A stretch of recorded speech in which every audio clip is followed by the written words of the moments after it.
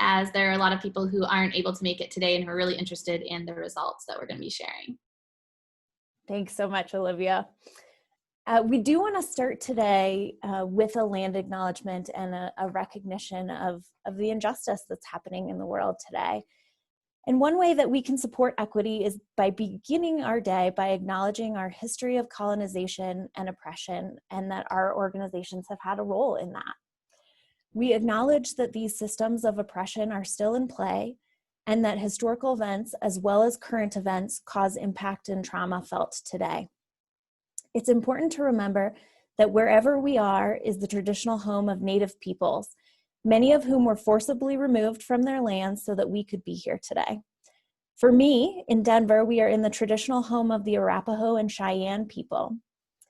Today, the Wabanaki Confederacy is the largest grouping of tribes that currently covers Maine. And New Mexico is the home to many Native nations, and I'd like to pause to acknowledge the Navajo Nation, who, because of systemic inequities, are facing the highest rate of COVID-19 infection in the country.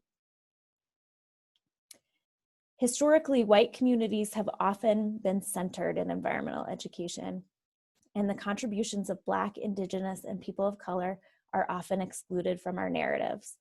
Black, Indigenous, and people of color have vibrant, rich histories and cultures that contribute to our field. We all have a responsibility to continue working to change the systems that continue to allow injustice and inequity to exist. And hopefully by engaging in conversations like this one, we can continue to move that forward.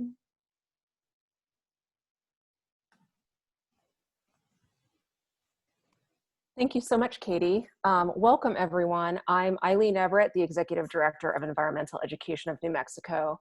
And one of the things that we wanted to do, in addition to the acknowledgement that Katie read on behalf of all of our states, is also pause to acknowledge our role as leaders and offer some additional transparency into our process of planning and designing today's event. And just as a reminder to folks, today's follow-up event comes from an event that we held on July 8th as well.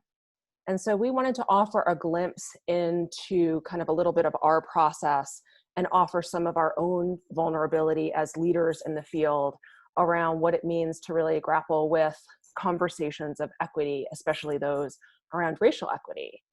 And one of the things that I did want to offer to all of our participants today is to name that as executive directors, Olivia, Katie, and I have had many conversations, and we know that there are many more conversations necessary for us to really wrestle with and grapple with our roles as white women in the field of environmental education, especially in leadership positions.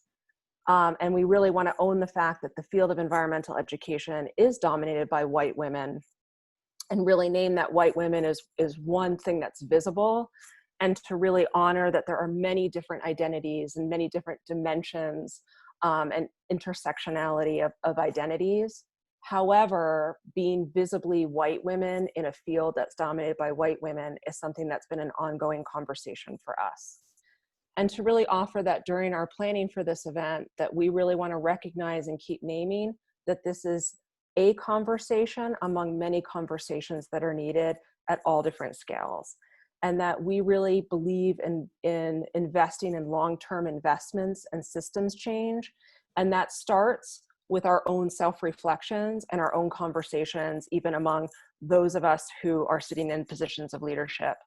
And how do we balance our power and positionality for those of us who are in positions of leadership while sharing power with others in ways that are authentic and valuable to really listening to and honoring all of your voices.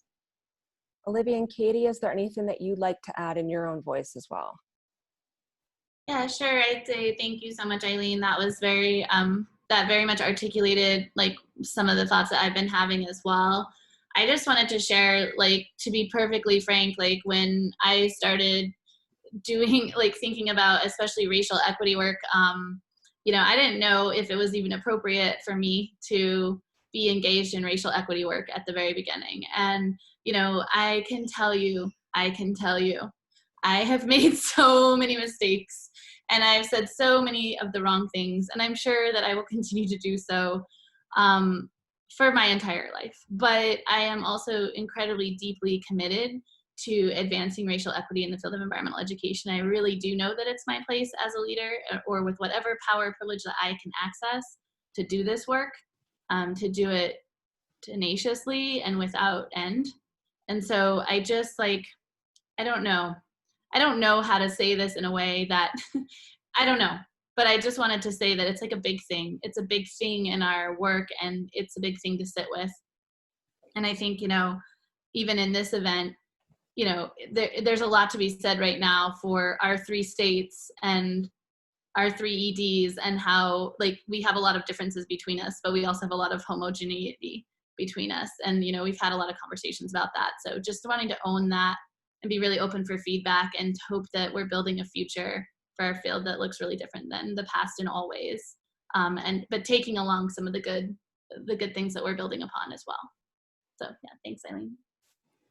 Thanks so much to both of you. I think I can't express enough how much gratitude I have for being able to work with people, and to be able to talk with all of you who are here today on these types of conversations, and who continue to challenge me in working through and wrestling with this. And I think, part of our nonprofit culture is this culture of urgency and moving us forward. And urgency can be very helpful, but it can also lead us to let go of things like bringing in other voices and making sure that there is true inclusion in the work that we are doing. And so I so appreciate the opportunity to wrestle with that, and really continue to wrestle, to think about, when do we push forward and when do we slow down, and really try to bring in multiple voices. And having a global pandemic adds a whole nother layer of urgency to the work that we're doing. And just want to recognize that throughout this process, and recognize that both helps us and both causes us to maybe let go of things that we wouldn't normally want to let go of.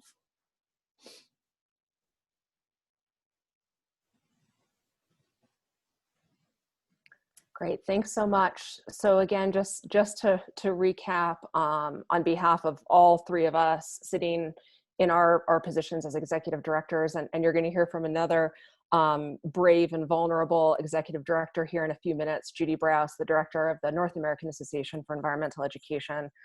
You have our ongoing commitment to this work at all levels, and thank you all for being part of this conversation today, and for the future conversations we will all have. Just a quick, so now to get into some of the nitty and gritty, just a quick review of where we've been, on a little bit about our process. So on July 8th, we hosted a conversation where we focused on 3 areas, really thinking about environmental education and how do we move towards shifting towards equity, especially in this times of COVID-19. And so we had 3 breakout sessions where we had incredible facilitators from our 3 states who supported 17 breakout groups, having conversations around EE at home, EE in the community, as well as at school. And what are the shifts that have already occurred, and what are the opportunities now for us to think about actionable steps for the school year and beyond. Next slide, please. Great. And just a quick look at, we just wanted to share a little bit of data of who participated July 8th. And we had 176 participants who registered through our 3 state affiliates. We additionally had 19 facilitators supporting those 17 breakout groups, and then 4 hosts, Olivia, Katie, Megan, and myself. And just wanted to provide some information on, we definitely had a lot of representation from the non-formal education community, and just wanted to provide that to folks. We had about 10% of folks who self-identified as classroom teachers, or those who work within the school system, and representation from government, a little bit from higher ed, some folks who were retired, and then we weren't able to capture kind of the other, but just wanted to provide that information of who participated July 18th or July 8th as well. And now I think I'm going to pass. Oh, and here's a quick look at where we had folks participating from across the country. So again, we had our 3 primary states, Maine, Colorado, and New Mexico, who were hosting the event. And we highlighted in green here the participation that we had from other states as well, just to give a quick look at who all was involved. And now I'm going to pass things over to Olivia, who's going to introduce us to Judy. Thanks, Eileen. I'm so excited today to introduce you to Judy Browse. Many of you might already be familiar with Judy, but Judy is an incredible leader in environmental education.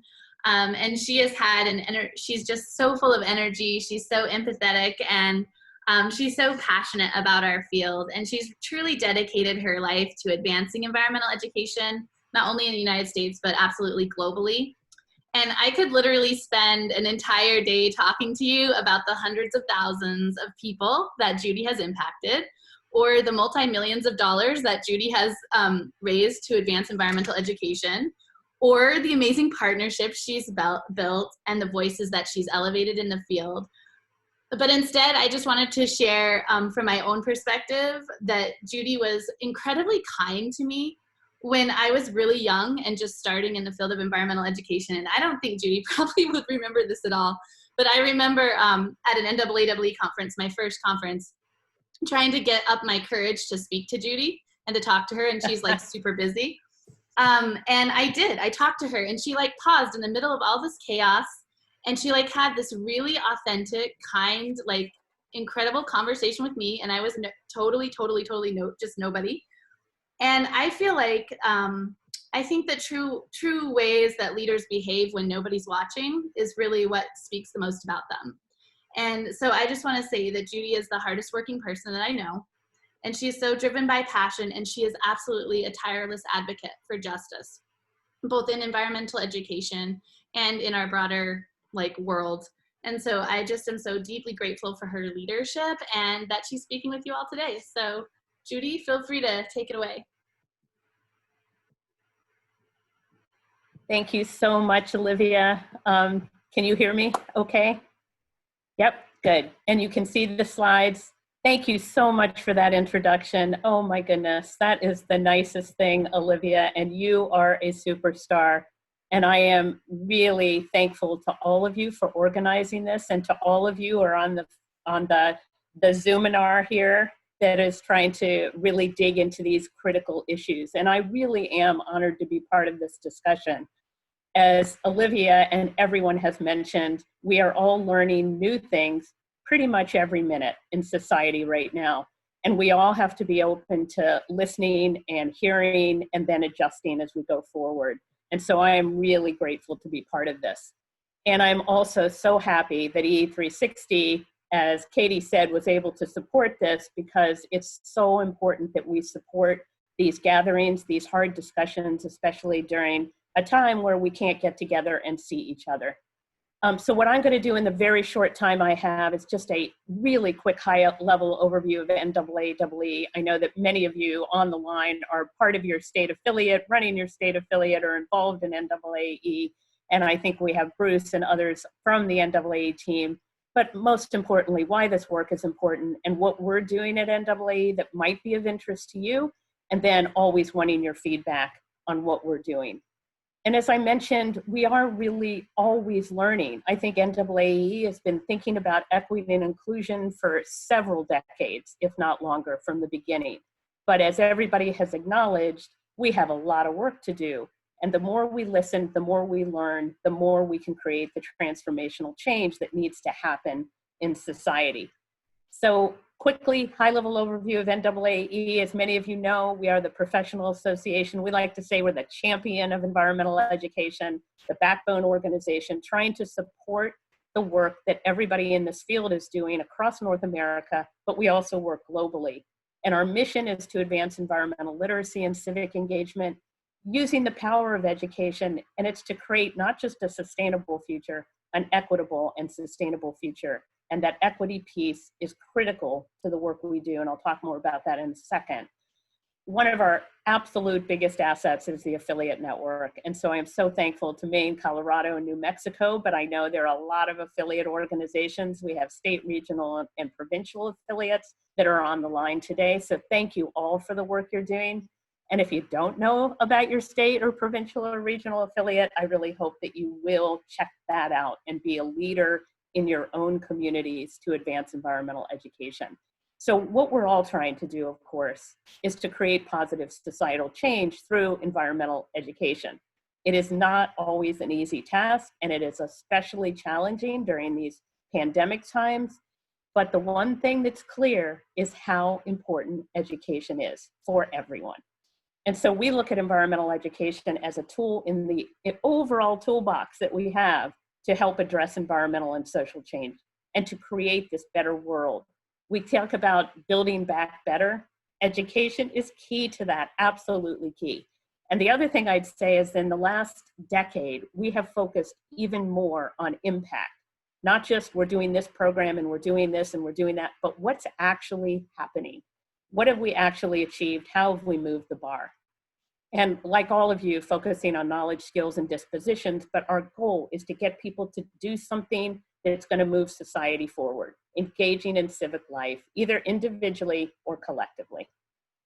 So we're built on this sustainability platform. You can't talk about the environment without talking about social equity and community well-being and shared prosperity. But as Parker said in her keynote, when we first started as a field, we were all focused on the environment as itself, and we didn't think about as much, what does this have to do with people not having enough food or being able to have opportunities for healthcare and jobs? And we're realizing it's all completely interconnected, and we have to work on all of this. So we're always thinking about what is the education we need for the world we want. And this changes over time.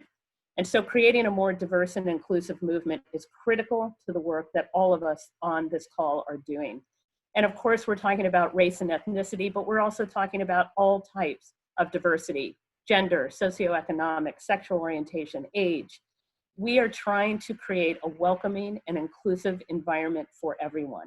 So even if you hire people of color or people that, are creating this diverse tapestry, if people don't feel welcome when they come to your organization, they're not going to stay. They're going to move on. And that's a really important piece of the equity and inclusion part of our work.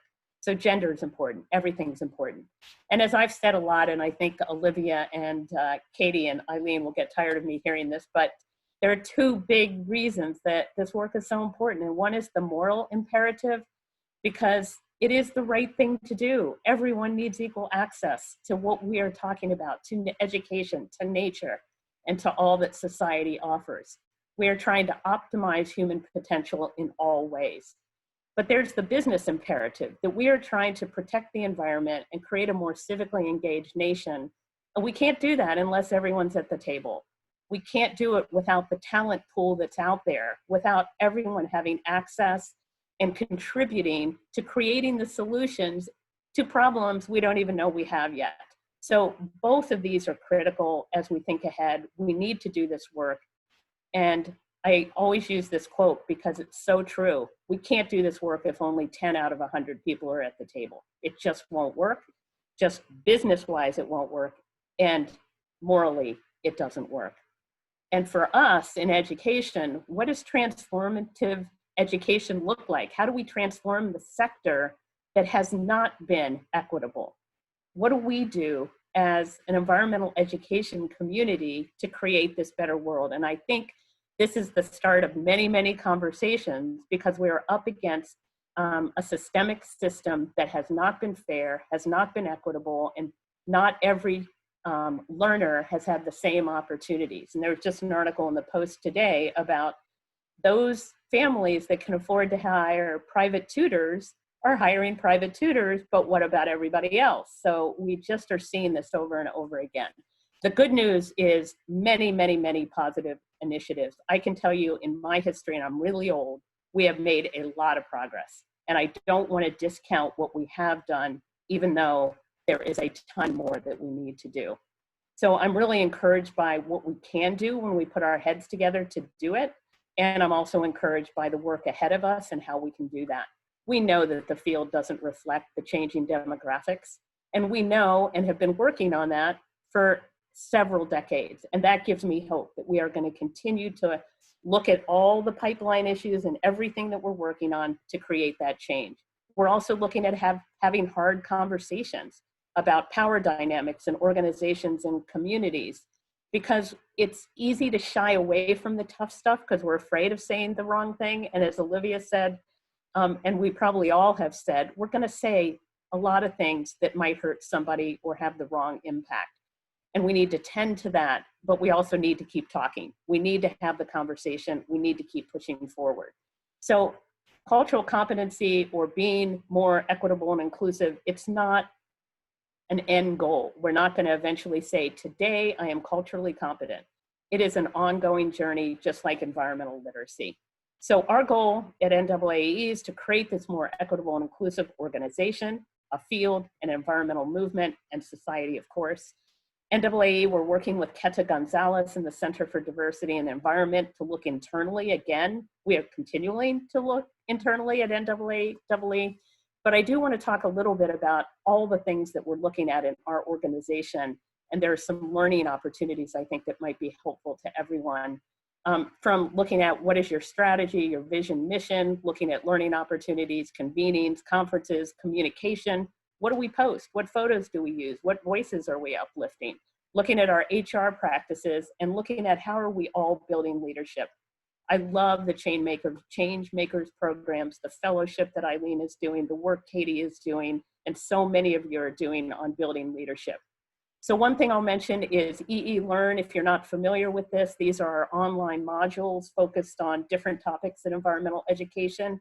And Equitable and Inclusive EE features so many of you that are on the phone today. Olivia and Eileen have little snippets in here to be able to hear different voices talking about these issues. And our 30 under 30 interviewees. We have Zoom conversations with a number of different organizations, and case studies, including the Change Makers and Youth Outside and a number of others. So I encourage you to take a look at that. Give us feedback on anything that you're looking at. We always want to hear from you. And I encourage you to sign up for our webinar series, because we are able to bring in some amazing talent to help us all learn new things, not just during the pandemic.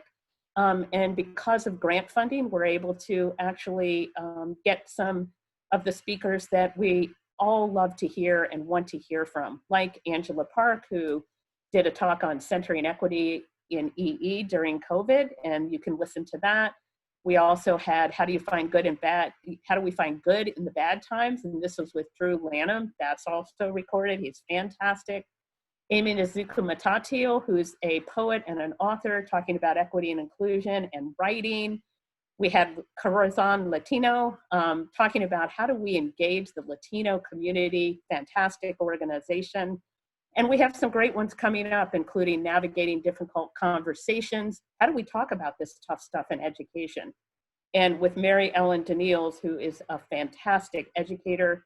We have Rena coming up from Youth Outside to talk about cultural relevancy.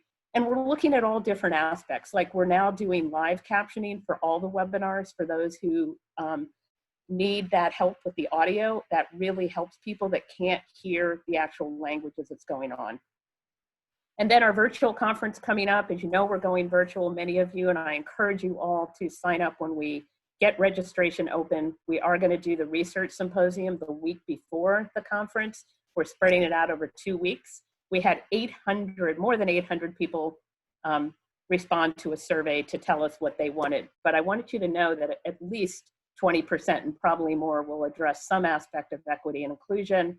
We will have workshops on resilience, equity and inclusion, and more. There'll be special interest and affinity groups, and we'll have a number of wonderful sessions from throughout the world and keynote presentations on equity and inclusion. We've invited Dr. Ibrahim Kendi, and we're hopeful that he will be one of our keynotes, which is very exciting. I hope many of you have read his book.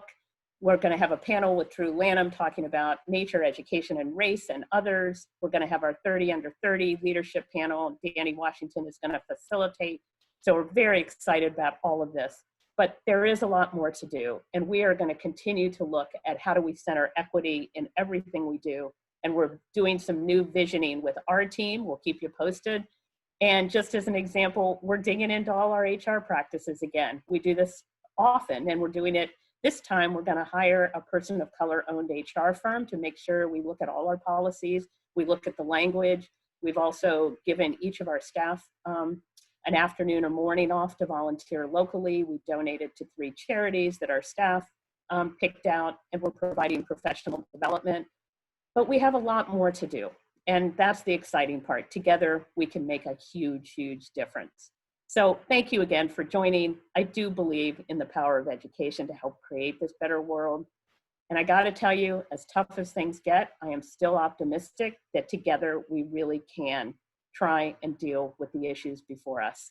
So thank you all. Please send comments. Thanks to the conveners and to all of you for joining. Really honored to be here. Thank you.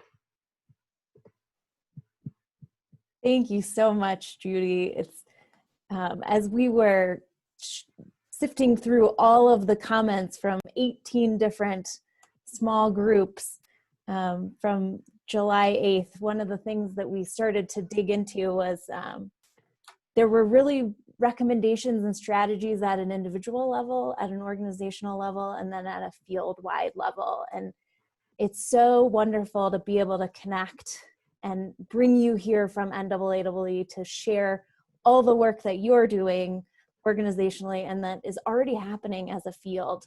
And those are tremendous resources for us to be able to tap into. So thank you so much for sharing them with us today. Awesome. Well, next on the agenda is really to dig into and reflect back what we saw as themes coming out of the conversations that all of you had on July 8th. And so we looked at, one of the first things we asked you to dig into and look at is what shifts are happening. I think it's safe to say that there are quite a few of them, and that environmental education has really been having to navigate around a lot of changes. No matter if we were talking about home, school, or in the community, there were a couple themes that resonated across all of those areas. One of those was there is an increased interest in the outdoors and outdoor strategies. We also saw we're seeing more concern around access and access to all kinds of different things, whether it's internet and technology, whether it's transportation, materials, access to places, what's open, what spaces are available, what does your schoolyard look like? Do you have quality spaces outside? These are all questions that we were probably grappling with before, but we're grappling even more with now. We're also seeing a shift in the way that we talk about places. There is much more conversation around what's close to home, what's on the school grounds. We're seeing more, and we saw in your conversations, more opportunities for partnership and collaboration, and the challenges that come along with that. We also, of course, are seeing this increased use of virtual learning, which was something that hadn't been a big player in the field of EE. And I think we're both seeing the barriers of access to our most vulnerable learners who may not have access to internet or technology, but we're also seeing in other cases that audiences are increasing, and that by taking away those geographic barriers, we might be giving access to folks who might not have had access before. So all of those shifts are happening. And as we started to dig into this, I think important questions to start asking that were emerging are things like, what do we have control over and what do we not have control over? And where do we put our energy into focusing on some of these different shifts? When we look at each of those different conversations, I just want to pull out a few key highlights from each. And I'm going to ask my colleagues to stick the links to these maps in the chat so you can dig more into some of these shifts that we saw in each of these categories. But a couple interesting ones to think about in EE at home are that caregivers' roles have really changed. And how do we think about that as EE providers? And that we're also shifting the way we communicate. Previously, we may have been communicating through someone like a teacher. And now we're communicating directly with families and trying to change the way folks access our materials. Two really interesting shifts to think about, but there's a lot more to dig into. EE in the community, I think a couple interesting things that we pulled out. We're seeing organizations expand their missions a little bit. They're focusing on how do we help meet basic community needs. They're focusing a lot more on safety and health and really thinking about, in providing EE, what does that look like? We're also seeing and saw some trends in the conversations about there is more organizational conversations around equity. People are really digging in. They're looking at what their responsibility in terms of providing equitable access to EE, what that looks like. In EE at school, we saw a lot of different trends and things emerging in terms of shifts. Just a couple I'll pull out. I would say the most uncertainty popped up in this area. Most concern over teachers and parents being overwhelmed. There was also conversation around how instructional focus has changed and the amount of time for instruction has changed. Might be focusing on different subjects. Also looking at shifts in school structures, and those were across the board, and just really looking at all the different models that might be in place this fall, and noting that that is continuing to shift on a daily and weekly basis sometimes. Overall, I think the big takeaway is that the lines between those contexts are blurring significantly. We did see through the conversations huge opportunities really popping up in this EE at home space that maybe we didn't have before, and there's a real opportunity for growth there. So what we'd like you to do is just pause for 2 minutes and do some silent reflection, jot down some notes, but just think about those shifts. What does that mean for you? What do those shifts mean for your organization? Is there something new that came up when you hear those reflected back from the conversations? Are there ways that you can think about this and apply these shifts and your thinking to your work? So take about 2 minutes to reflect on that.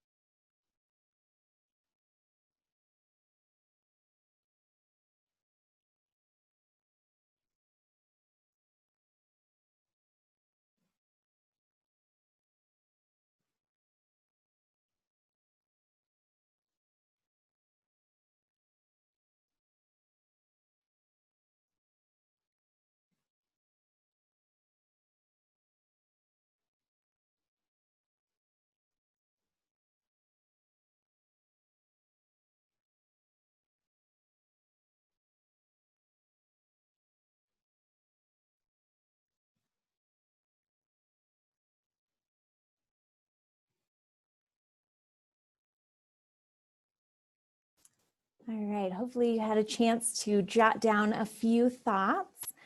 Now I want to turn it over to Megan and Olivia to talk a little bit about near-term actionable steps that may have come out of some of the conversations. Thank you so much, Katie. And before I do that, I just want to encourage you to dive into Katie used a really cool program to analyze all that data. And the red, it kind of showed all the, I just want to explain it, Katie, because I think it's so cool. I love stuff like that.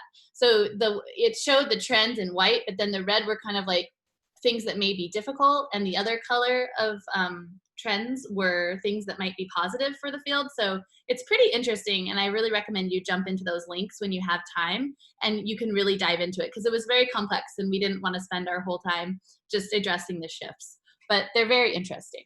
So thanks, Katie, for doing that analysis.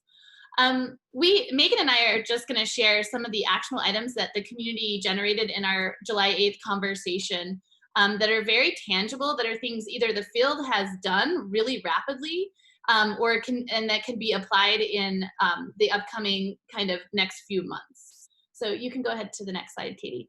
So we kept these, the data the same that you all generated it in the conversation. So these are some of the strategies that were coming up multiple times across the different conversation jam boards about environmental education at home, and what are some of the strategies that folks are using in the field to work with folks at home. So one of the really exciting strategies that we see coming up across many states is this concept of how we use the home food delivery programs, whether they're through the school buses that are dropping things off, or now in the summer, for a lot of our states, they're at community centers.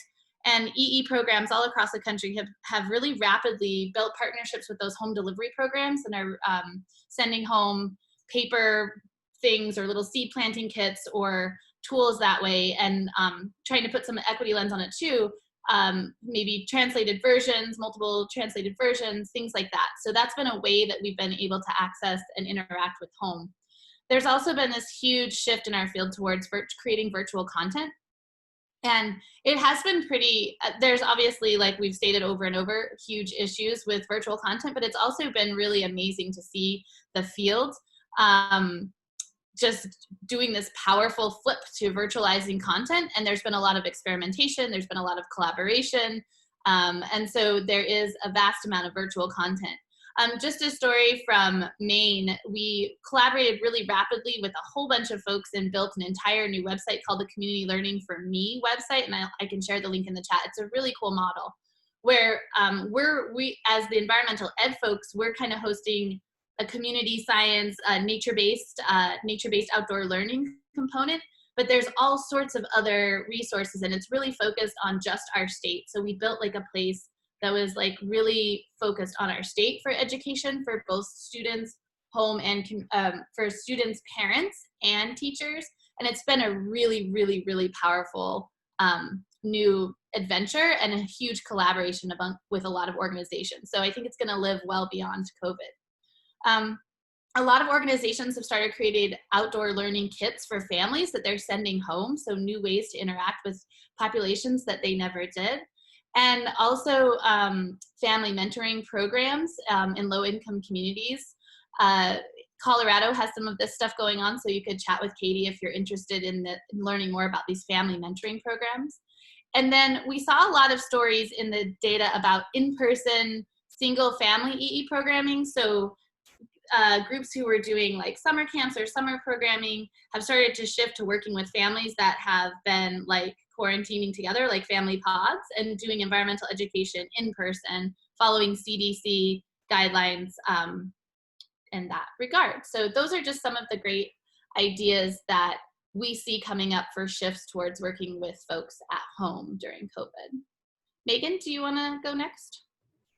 Sounds good. Hi, everyone. I'm Megan Young. I work in Maine with Mia and Olivia, and have had the great pleasure and privilege to work alongside these amazing executive directors in planning this process. I want to reiterate that collecting the data and now speaking it back to the field is really exciting. These were ideas that were generated from the groups, from the jam boards, and so it was really cool to see the first round of idea generation and be able to present them back. And I shared in the chat, and I'll share it again several times.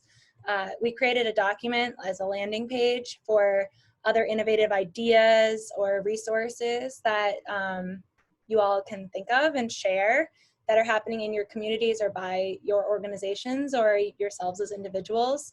That fit within these categories. So if you have a really awesome idea about actionable items for the upcoming school year at home, community, or at school, it would be amazing if you could share those in that document so we could reach out and so others can see some examples. So with E in the community, some of the actionable items and recommendations that came up involved low-tech and no-tech activities that are posted in communal spaces, such as QR codes and audio tours. We talked about lending libraries in neighborhoods and utilizing those in a different way. So instead of just for the book exchange, maybe incorporating more of a community-based field guide or activity guide to that specific area in which you're living, and kits that are highly specific to those areas, providing interpretive info on signs, and then shifting where community educators are doing their work. So deploying educators into neighborhoods and not expecting the community to come to them. So shifting where the work is being done.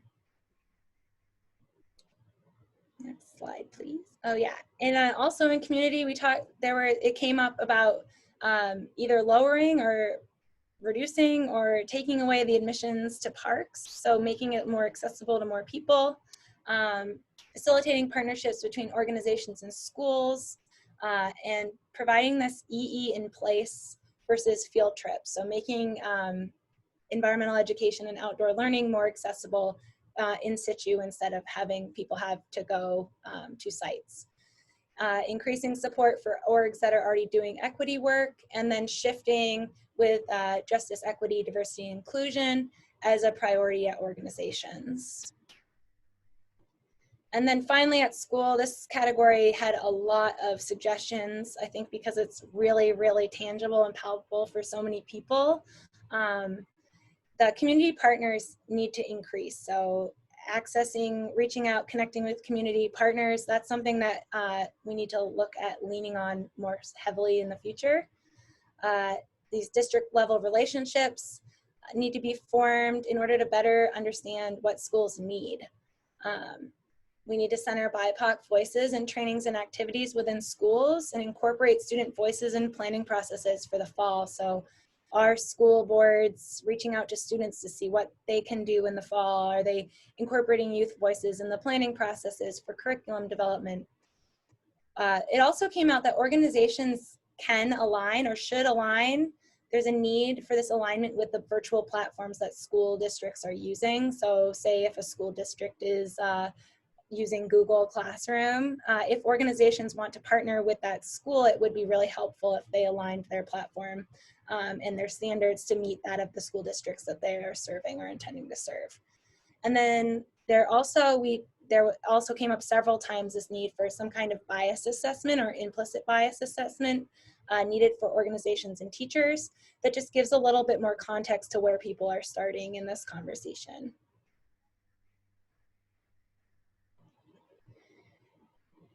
The issue of trauma came up, and trauma-informed teaching came up in this shift as well. So leveraging environmental education resources to help address trauma and in the healing process as we move forward.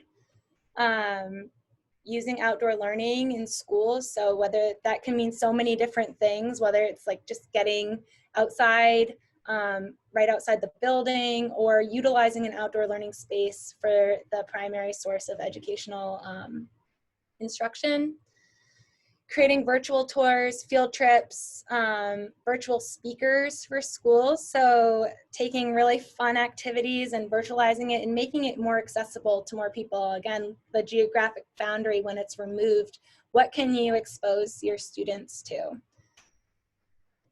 And then just continually expressing the value of environmental education for all students, all kids, linking environmental education with civic engagement and learning outcomes. So really emphasizing the intersectionality of EE and how important it is in the development process for students and youth as they learn and in healing.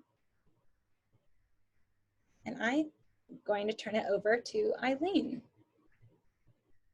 Thanks so much, Megan, and thanks, Katie, for talking us through the shifts, and to Olivia and Megan for talking us through some actionable items for this upcoming school year for at home, in community, and at school. And as I jump into some more medium and long-term suggestions, I do just want to reiterate what others have already said, which is we're providing what we heard in the discussion groups from July 8th, and we recognize that there's a lot of information that we're sharing, and we are going to follow up with all of you to share this information out. And our intention today is to provide ideas, and we're not holding the expectation that everyone's going to take all of these things and do all of the things today. So with that in mind, I'm going to talk through what we heard in terms of organizational level considerations, as well as field-wide recommendations. And so I'm going to be quickly moving through how we sorted these into categories. We're supporting staff, thinking about updating programs, how we can really think about the connections with teachers, formal educators, as well as the connections with informal educators, and the value of those partnerships, and working with communities. In terms of supporting staff, we heard that over and over again, all staff should be supported in individual work, looking at systems of oppression within themselves, within the organization, within all aspects of the work that we do. Another recommendation that came out is really thinking about organizations needing to prioritize trainings and facilitated conversations around racism and other systems of oppression.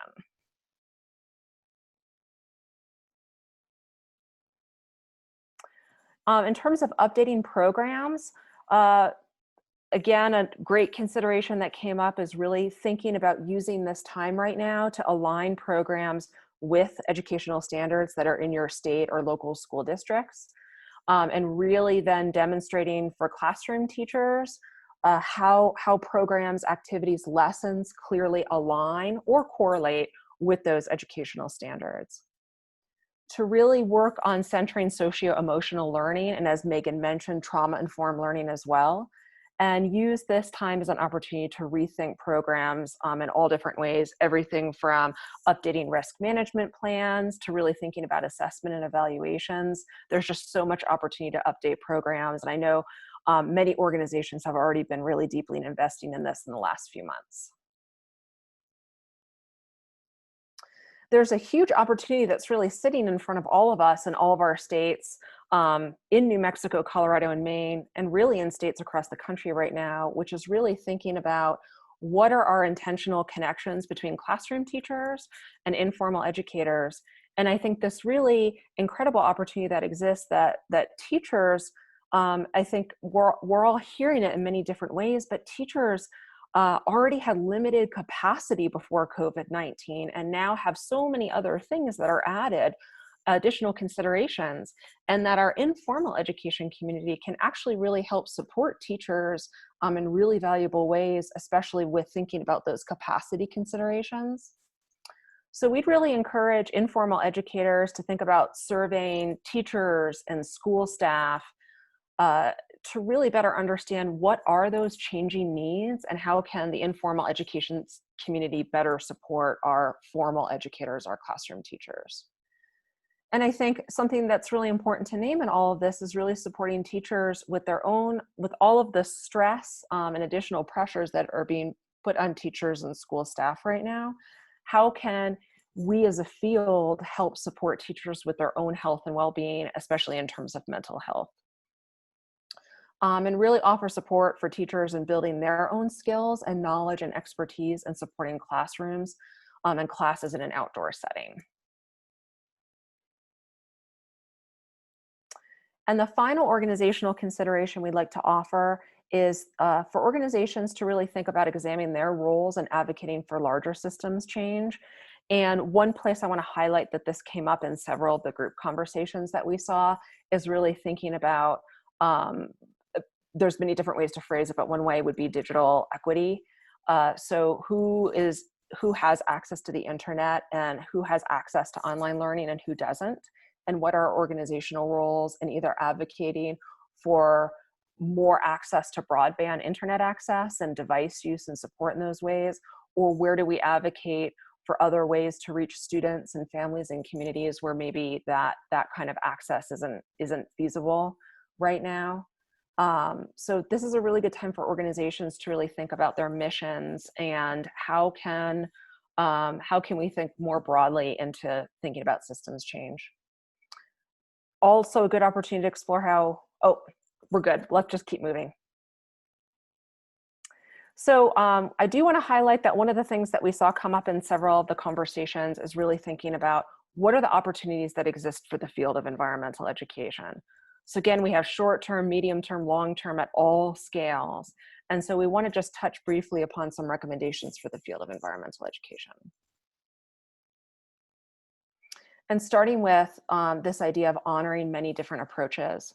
So for all of us to consider how we're defining environmental education, outdoor learning, the words that we're using, and how can this better reflect kind of this broader context of many different approaches and many different ways of engaging in learning about the environment and being in the outdoors. Also viewing the outdoors not as a faraway experience, but how can we really change the narrative in a way or support the changes in the narrative that already exists, that the outdoors is literally right outside of our doors and not a faraway experience. Also emphasizing that there's a real need to continue to make the case for environmental and outdoor learning. And one way that we can do this is really thinking about how we connect with standards and how we continue to make the case for the multidisciplinary nature of environmental education, how we can hit many different subject areas and many different kinds of content when we approach kind of environmental and outdoor learning in different ways. Also a real emphasis on how we can support messaging to the connections of Common Core, since we're consistently hearing across the country right now that Common Core, ELA, and math are really floating to the top in terms of academic work potentially for this year. And also highlighting how standards aligned environmental and outdoor learning can support equity and justice in education. And I know from my own personal experience, thinking about things like next generation science standards and how we can use that actually as a tool to systemically support reaching all students in equitable ways. Talking about it, it's driving me fucking nuts. And I'm gonna have my co-facilitators help make sure that folks are staying muted. That would be great. Also thinking about the outdoor classroom as the new normal. We're hearing this, we're seeing great articles come out in the media. I know these are conversations that are going on all over the country right now. We really encourage, how do we view having outdoor classrooms as the new normal now, and supporting our students kind of with this idea of having outdoor classrooms in our schoolyards, in our communities, and other spaces as well. Next slide, please. All right. And again, this idea of systems change. How do we support the work that we do and how it connects systemically to other efforts? And really this greater need and desire that exists, again, at so many scales for all of us, of how do we incorporate environmental and outdoor learning into all grade levels in as many different subject areas as possible, and really lift up the work that so many of you and others across the country are already doing. And we have a whole series of other recommendations. Just to quickly highlight these, so really emphasizing the value. Right now, we're just seeing it over and over again of networks and collaborations, continuing to support these kinds of conversations, again, at all different levels. Really emphasizing this need for additional tools and resources, and really highlighting the tools and resources that are already available. We heard some of those from Judy earlier. And really thinking about where do we need additional resources, especially in terms of things like socio-emotional learning, trauma-informed learning, accessibility, really identifying how we support families and communities in this time. And I'm going to hand it now over to Megan. Thank you, Eileen. So I'm really appreciating all the concerns and ideas and voices that are coming up in the chat. And as part of the closing to this, or as we are moving through this event, we're providing space for small group discussions to allow for greater depth of those conversations and those concerns, those ideas, that feedback. And so we're going to give you about 15 minutes in small groups to discuss the shifts, to discuss the recommendations, to discuss the actionable items that arose from the conversation that happened on July 8th. And so I first wanted to offer some community agreements. These were the agreements that we discussed at the previous meeting before we headed into small group discussions.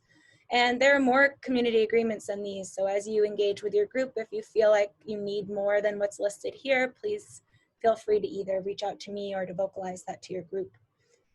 We want to agree that all feelings and experiences are real and valid. All voices are heard and respected. What's true today might be different tomorrow. Impacts are different for different individuals in different communities, so tend to the impacts.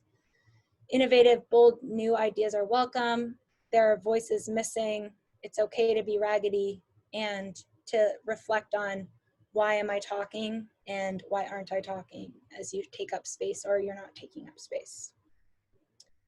So for the next 2 minutes, we're going to have a small break. So as you stretch, do what you need to do for a little bit of care for the next 2 minutes. We encourage you to think about new ideas or recommendations that resonated with you or excited you from the past hour of this call, and to really reflect on your role in moving this work forward. So we're shifting from us presenting now to you moving this forward in your individual role or your role at your organization, and thinking about concrete next steps for you to take. And these will be part of your introductions in your small groups. So in 2 minutes, we'll call you back.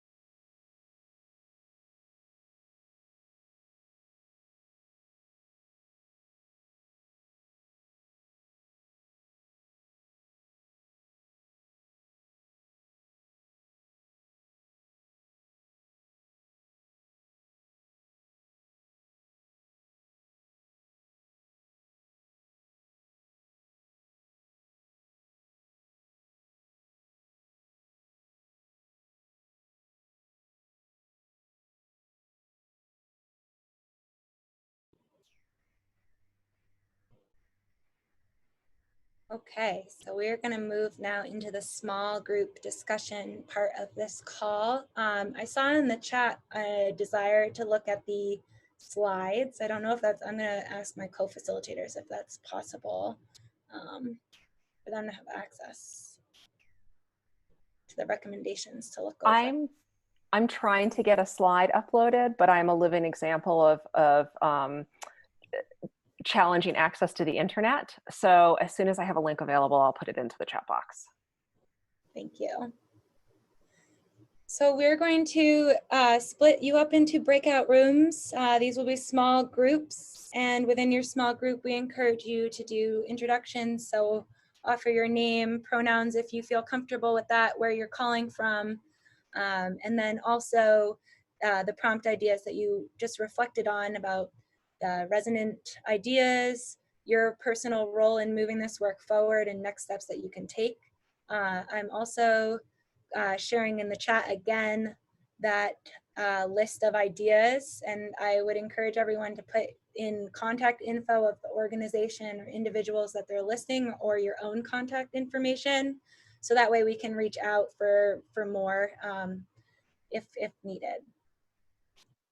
And so we're going to break you out. You will automatically be assigned a group, so click join when the invitation pops up on your screen, and you will be in your breakout room for about 12 to 15 minutes. All right, we should all be back. Great, thanks so much. And just a quick reminder to folks that when we come back here to the main room, it's super helpful if people mute themselves. So please remember to mute yourself.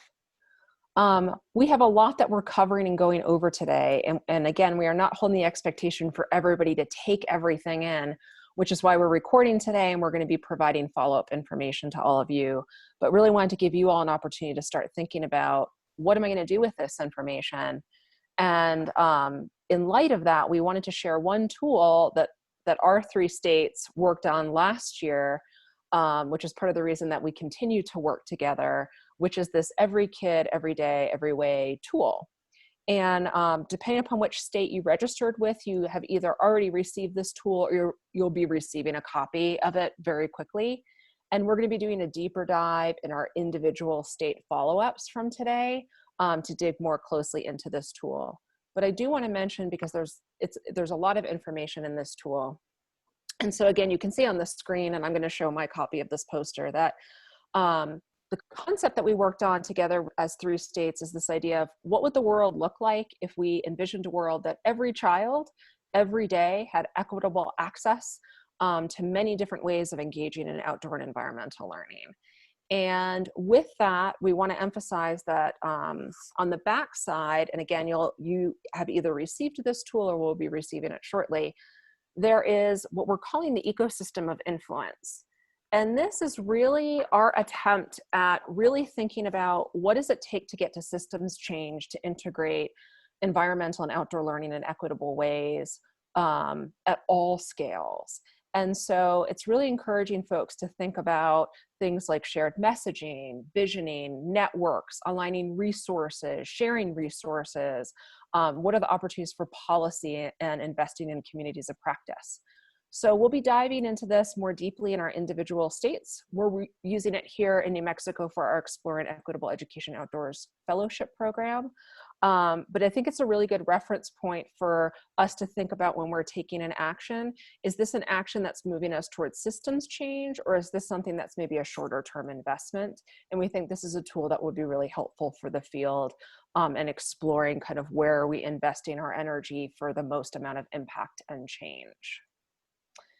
And with that, Megan is going to move us towards a little bit more information. Oh, actually, I'm sorry. Is it Katie or Olivia? One of you are going to talk about next steps, and then Megan's going to close us out.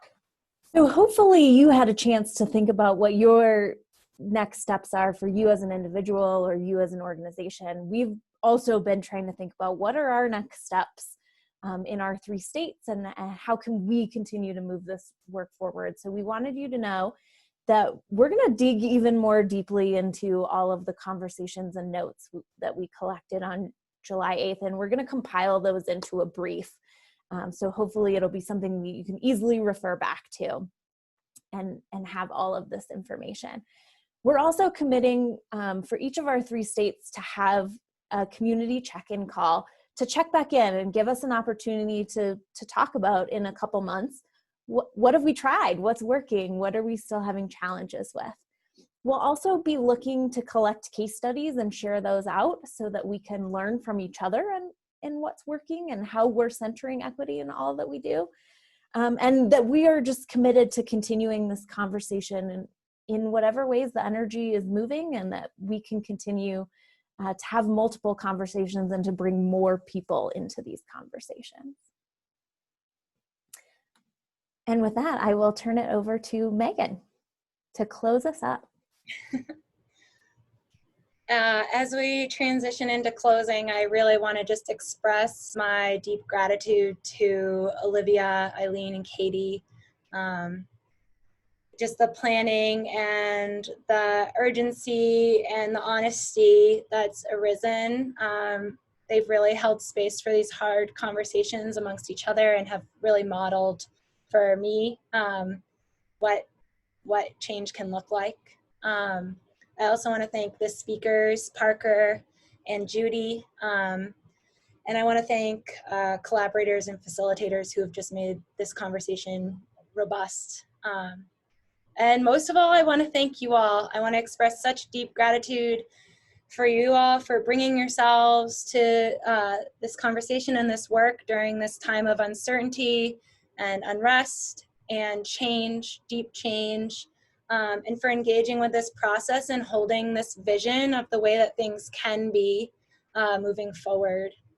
So to close, we are going to bring several voices together to give words to this vision. And as we speak on our vision of what an equitable world of environmental education looks like to us, I encourage each of you to find your own vision in this work And I encourage you to commit to action, whether it's large or small in your opinion. Just thinking about what you can do within your role to really give rise to action in this work, and in continuing this conversation within your networks, within your organizations, and just really digging deep into your strengths and into leaning into the difficulty that it is. That is the time that we're living in right now. So for me, an equitable world of environmental education looks like a place where all people, big all, feel connected, safe, and liberated in their experiences and learning of the world around them. And I'm going to turn it over to Laura, if she is able. Megan, would you read Laura? Oh, please. Thank you. As an educator, my vision of equitable world of EE looks like every curious child continues to ask questions, exploring nature's resources and making connections to investigate the world around them, alongside confident facilitators who will foster their lifelong learning experiences and opportunities. And Leslie. Hi, my name is Leslie, and I would say that what I think an equitable world of environmental education would look like is that as the educator that I am and the organization that I serve and the field that I engage in, I'm just also able to constantly evaluate my privilege and the impact that it has on the work that I do, and that I seek to continuously lift up all voices.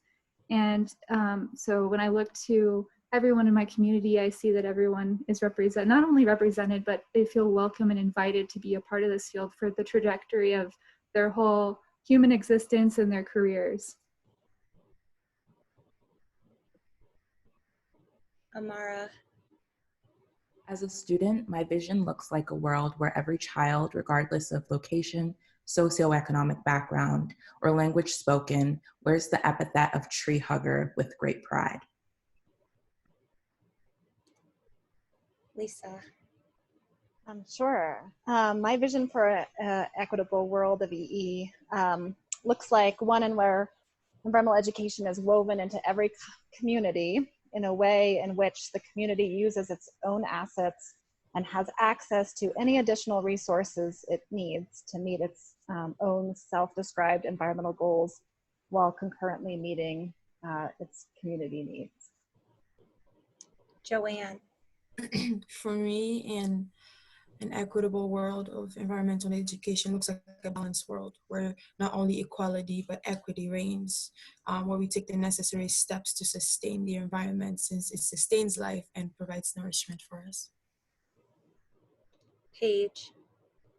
My vision of an equitable world of EE looks like where we rise to fight for justice for all, where environmental education is anti-racist and actively works to rid our internal and external oppression, where clean water, food, and energy are viewed as human rights, and we see our field as essential to defending these rights for all. Mel. My vision of an equitable world of environmental education looks like a society in which everyone recognizes that a child's connection to the environment is more important than economic gains from exploitation of land. Tiana. My vision of an equitable world of EE looks like being and learning in the outdoors and from the ecosystem being the norm, with accessible, healthy, biodiverse, natural areas all around schools and cities. All students and all people will feel comfortable in, connected with, and a part of their natural surroundings. And Allison. When a child feels the value of their story, their experience, being invested physically, emotionally, and intellectually, they will be driven to be a part of the solution. Only then, when we include everyone in the making of this picture we want, we will be strong enough to create equity and in a changing, lasting way. Thank you all. I will turn things over to Joanne to close us out with a quote from John Lewis. All right, here we go. We used to say that ours is not the struggle of one day 1 week, or 1 year. Ours is not the struggle of one judicial appointment or presidential term. Ours is the struggle of a lifetime, or maybe even many lifetimes, and each of us in every generation must do our part. And if we believe in the change we seek, then it is easy to commit to doing all we can, because the responsibility is ours alone to build a better society and a more peaceful world. John Lewis, thank you. Thank you all. We look forward to connecting with you down the path. Thank you again. Have a wonderful day.